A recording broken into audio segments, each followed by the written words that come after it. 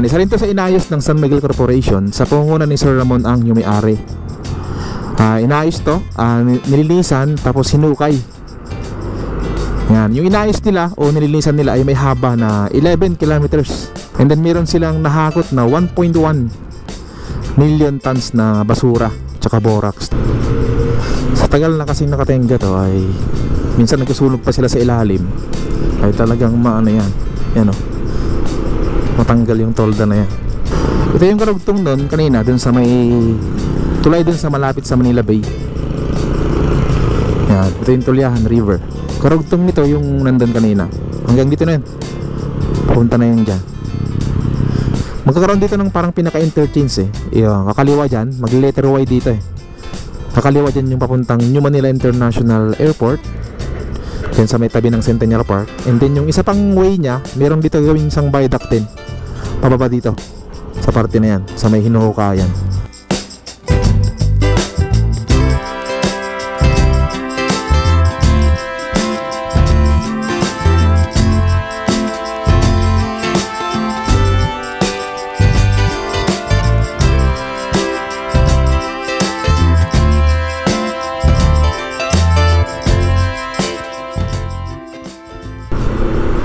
Good morning guys, dito tayo sa may port area, dito sa may Arten. Ito na yung Saragosa Street. So ngayong araw ay mag-update tayo dito sa Salex. Yan, sarapan natin yung mga poste ng Salex.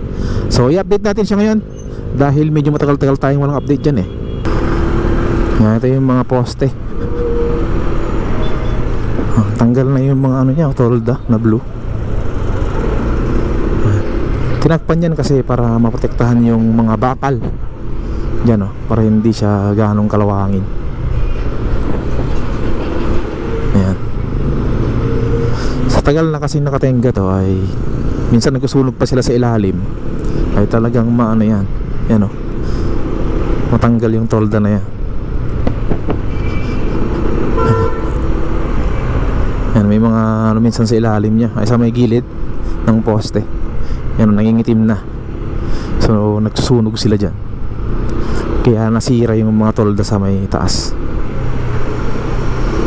Yan, hindi mo maiwasan yan kasi dito pa lang sa parte na to daming mga squatter dito.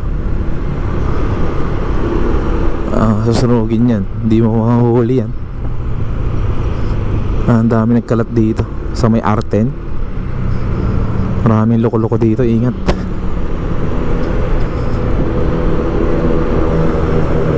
Ayan yan, ganito yung sitwasyon dito sa may mga poste ng Salex.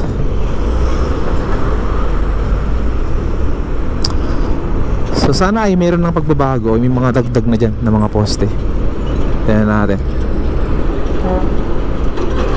yung mga truck, katakot. Hello, parang mga sandwich tayo dito. Mayroon pa sa likod natin, laki. Ayan, ito yung poste. Kaya lang nag-iisa pa lang yan. Nag-iisa pa lang yun banda dun sa may malapit sa Moriones. Ayan natin dito.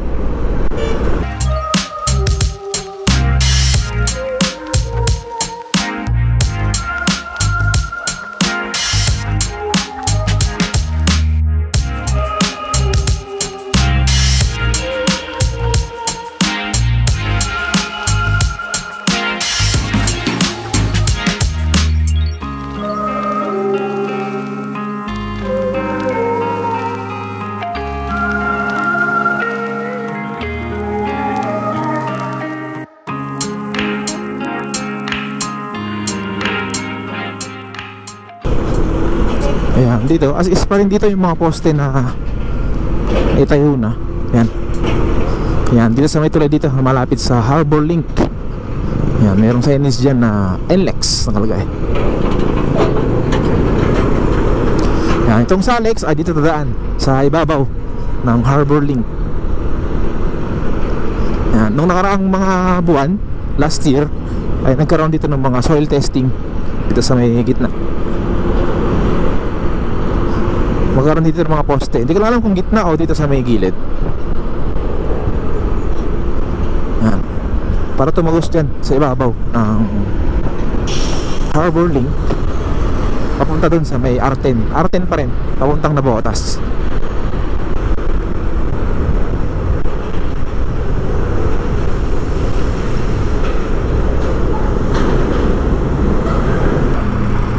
May mga poste na dyan eh. Ayan.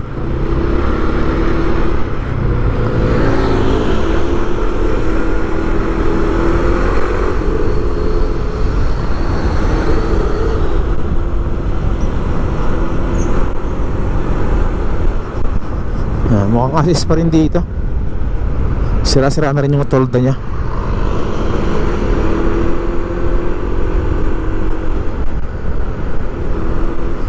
Gumagana pa kaya to?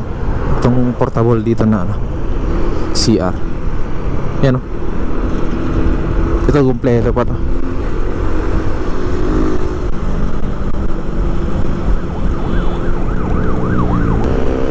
Meron isang poste dito. Sira-sira na rin yung tolda. Tapos yun na yata yung last dito. Tingnan natin kung meron pang tinatayo dito. Mukhang merong mga drilling equipment dyan, no? Tingnan natin. Parang nagbubutas na sila dyan, ah.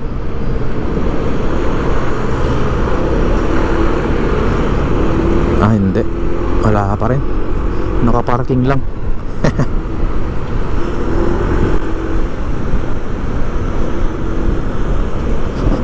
Dito tayo sa may gilid ng Tuliahan River. Ito yung Tuliahan River.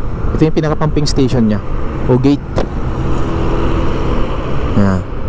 Tingnan natin dito kung okay na rin to, itong Tuliahan River. Dahil isa rin to sa pinagawa ni Sir Ramon Ang nung San Miguel Corporation. Isa rin to sa nilinis at hinukayan. Mahaba-haba to itong Tuliahan River. Aabot to ng 11 kilometers yung nilinisan nila Sir Ramon Ang o San Miguel Corporation. Yan. Malapit sa ano to Manila Bay, dito sa may Navotas Fishport. Yan, isa rin to sa inayos ng San Miguel Corporation sa pangunguna ni Sir Ramon Ang, yung may-ari. Inayos to, nilinisan tapos hinukay. Yan, yung inayos nila o nilinisan nila ay may haba na 11 kilometers. And then meron silang nahakot na 1.1 million tons na basura tsaka borax. At pinunduan ito ng 1 billion pesos mula 2020 hanggang 2022 yung pag-aayos dito sa Tuliahan River. Dati pares lang to sa Pasig River na may mga isla-isla na ng mga basura sa mga gilid-gilid, lalo na sa mga ilalim ng mga tulay tsaka mga estero. Pero ngayon ay medyo okay na. Yan. Yan, kaya pasalamat tayo kay San Miguel Corporation o kay Sir Ramon Ang. Dahil sila yung gumagawa at nag-aayos ng mga ilog dito sa Metro Manila. At at the same time, yung mga ilog din sa Bulacan ay inaayos na rin nila. Yung mga ilog sa malapit sa New Manila International Airport, yan, sila rin yung nag-aayos doon. So yan, puntahan natin yung mga ibang parte pa ng Tuliahan River, like doon sa may tulay, sa may unahan. Tingnan natin doon. Alright, yan, mayroong bangko. Let's go.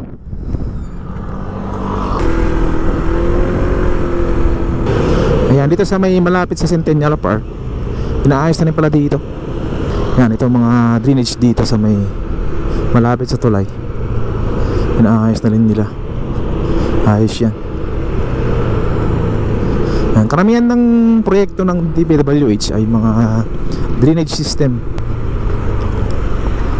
Yan, ito. Ito naman yung Navotas River, yan sa may kaliwa natin. And then ito yung karugtong kanina ng Tuliahan River. Yan, pagano'n siya, pagano'n doon.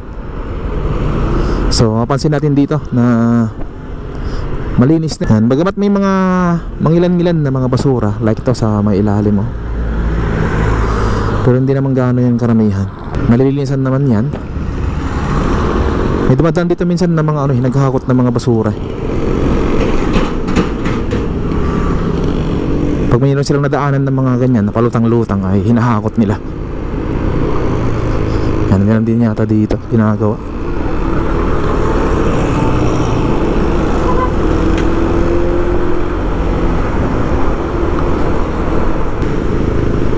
Yan, ito. Ito yung karugtong doon kanina, doon sa may tulay doon sa malapit sa Manila Bay. Yan, ito yung Tulyahan River. Karugtong nito yung nandun kanina. Hanggang dito na yun. Punta na yun dyan. Yan, as you can see naman, may mga mangilan-ngilan talaga na mga basura. Yan o. Pero kinukuha yan eh. May mga dumadaan na barko dyan minsan na naglilinis. Kinukuha yan. Meron silang dalang net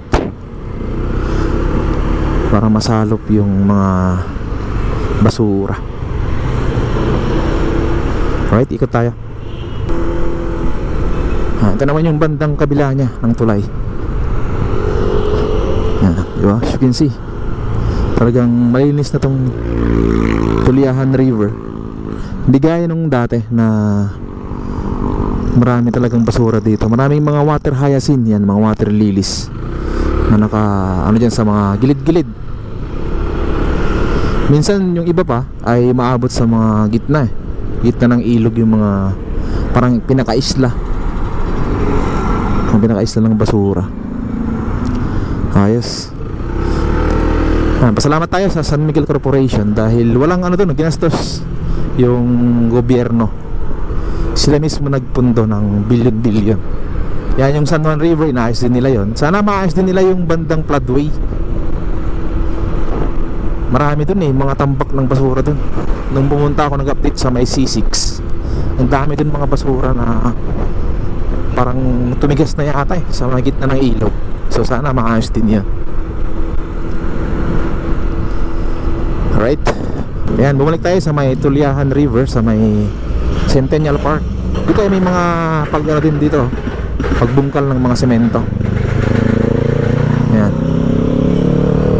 Kasi yung gagawin dito ayon sa design ni Palafox ay magkakaroon dito ng parang pinaka-interchange kakaliwa dyan, mag-letter Y dito kakaliwa dyan yung papuntang New Manila International Airport, dyan sa may tabi ng Centennial Park. And then yung isa pang way nya, meron dito gawing isang viaduct din pababa dito sa parte na yan, sa may hinuhukayan yan. Tapos yung pinakagilid nya na ginagawa yun na drainage system ng pinakagilid dito sa may Navotas. Pabilang side naman tayo ng tulay.